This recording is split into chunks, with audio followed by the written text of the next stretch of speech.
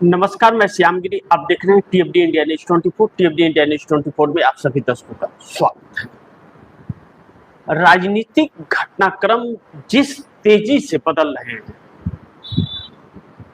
Bharatiya Janata party पूरी तरह से बैकफुट पर आकर के खड़ी हो गई है।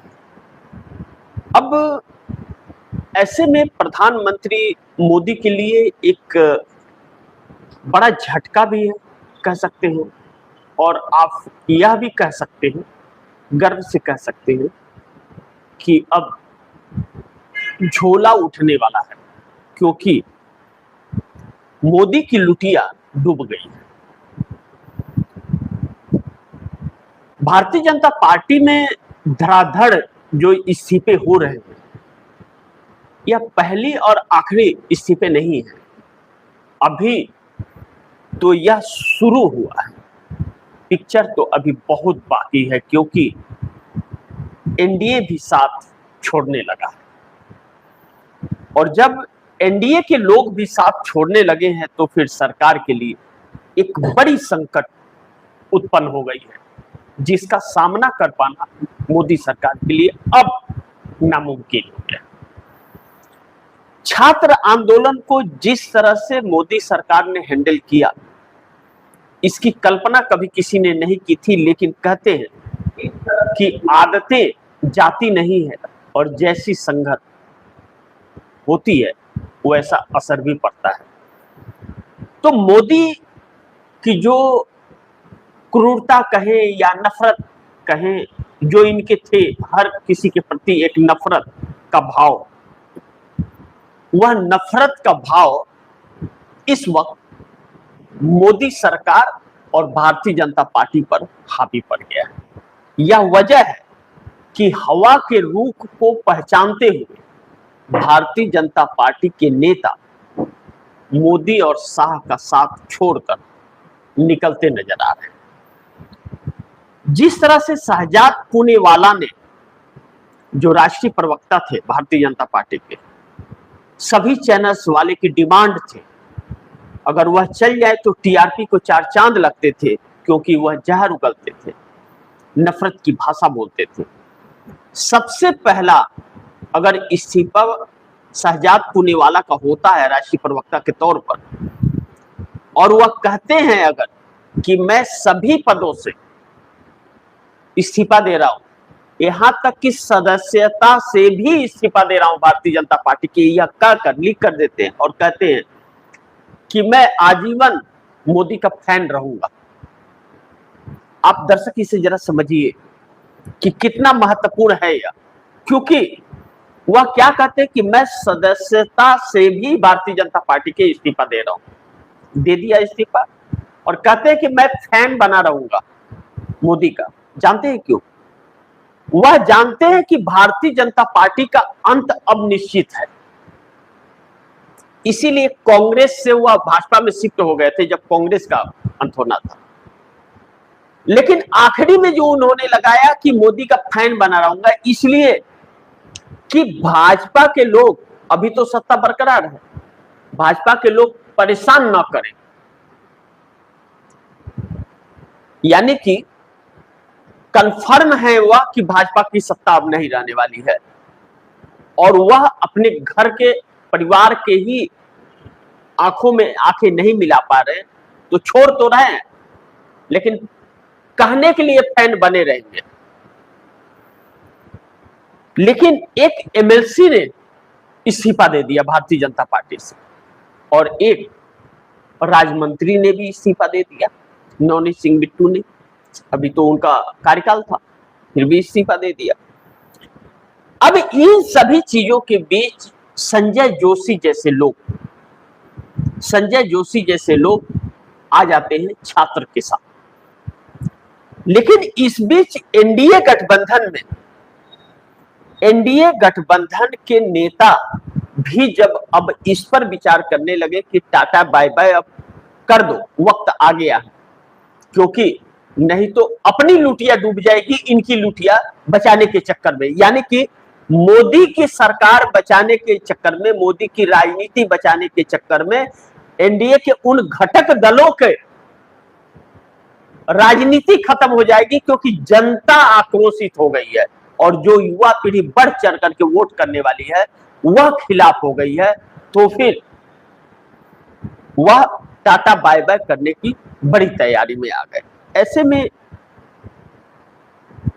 मोदी के दफ्तर के अंदर एक छटपटाहट जन्म ले ली है और वह छटपटाहट भारतीय जनता पार्टी में हो रहे इस्तीफे से है, क्योंकि यह इस्तीफे सामान्य नहीं है और यह इस्तीफों का अंत नहीं है, यह इस्तीफों की शुरुआत है। अब नितिन गडकरी और राजनाथ सिंह तो बहुत खुश होंगे।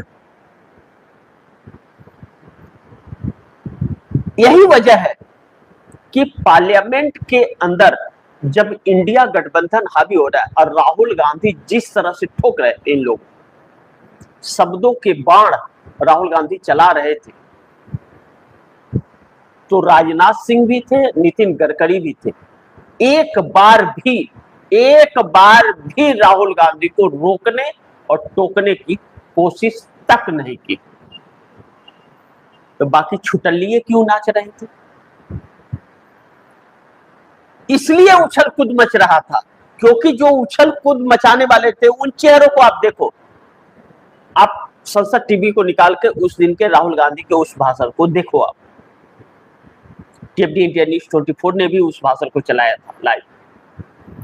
आप उसे देखिए, उसे देखेंगे तो आप जिन नेताओं को उछल कूद करते और रोक टोक करते और जिद करते देखा जाएगा, वह सब चंगू मंगू में आते हैं और वह सब वो जो कहते हैं ना कि चमचागिरी, क्या क्या शब्द का इस्तेमाल करते हैं ना, किसी धंधे में चमचागिरी, किसी काम में चमचागिरी, किसी भी चीज में चमचागिरी, बीच वैसे उछल कूद इधर उधर करने वाले वही लोग हैं।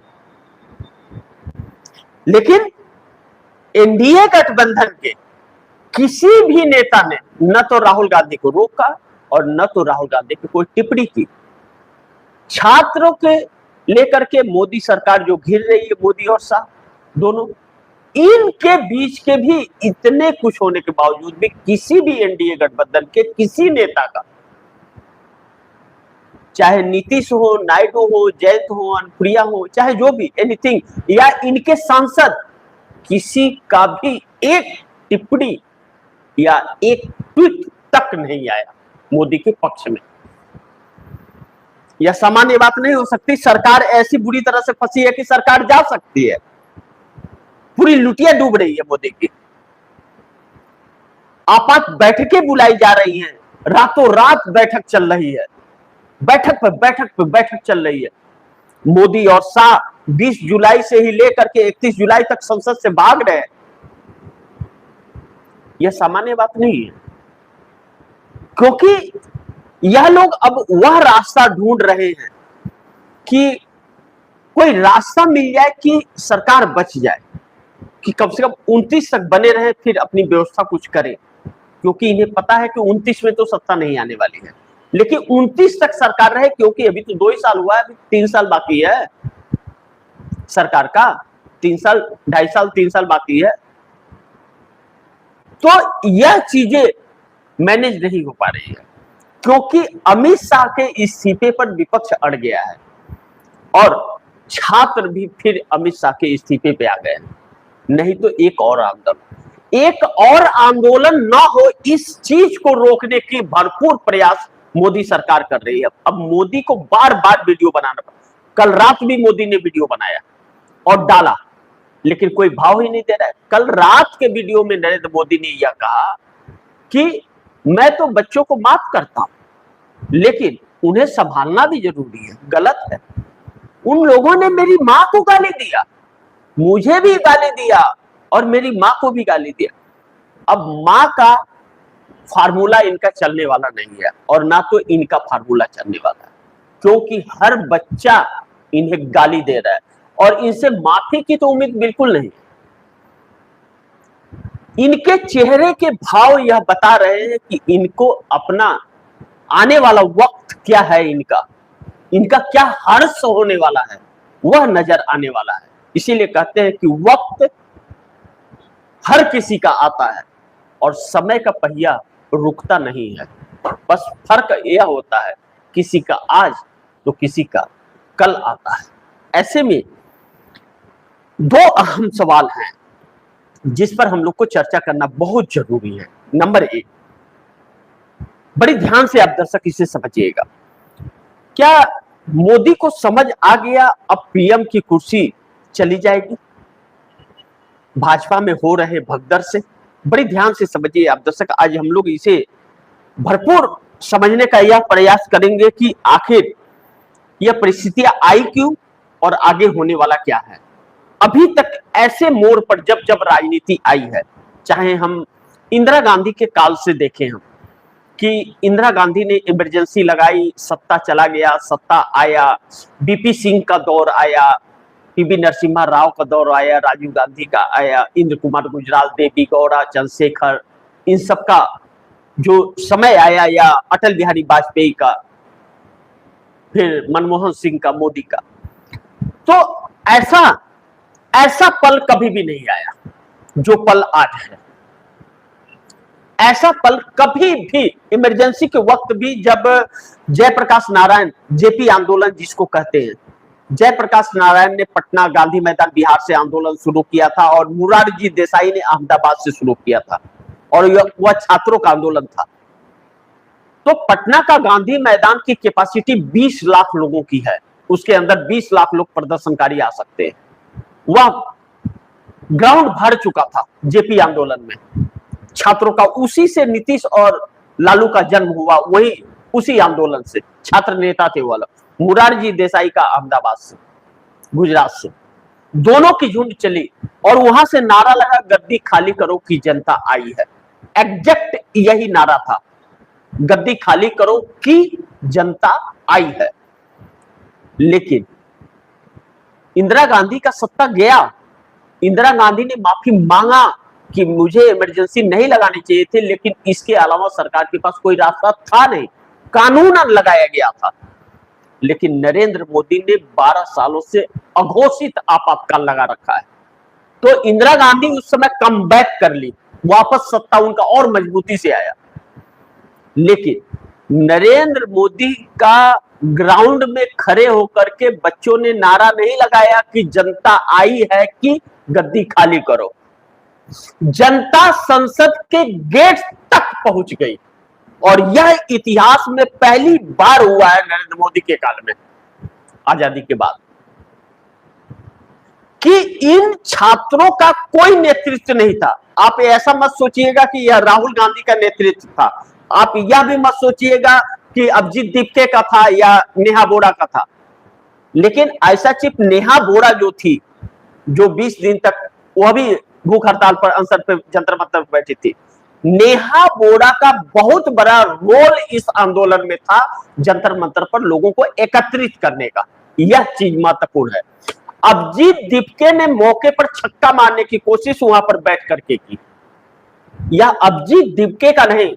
लेकिन इसके बावजूद राहुल गांधी ने पीएम आवास पर जो बैठक की, वह इस आंदोलन का टर्निंग पॉइंट बना और सरकार हिलने लगी। तब धर्मेंद्र प्रधान का इस्तीफा हुआ। अगर राहुल गांधी उस दिन पीएम आवास पर न बैठते तो धर्मेंद्र प्रधान का इस्तीफा न होता। यह सच्चाई है।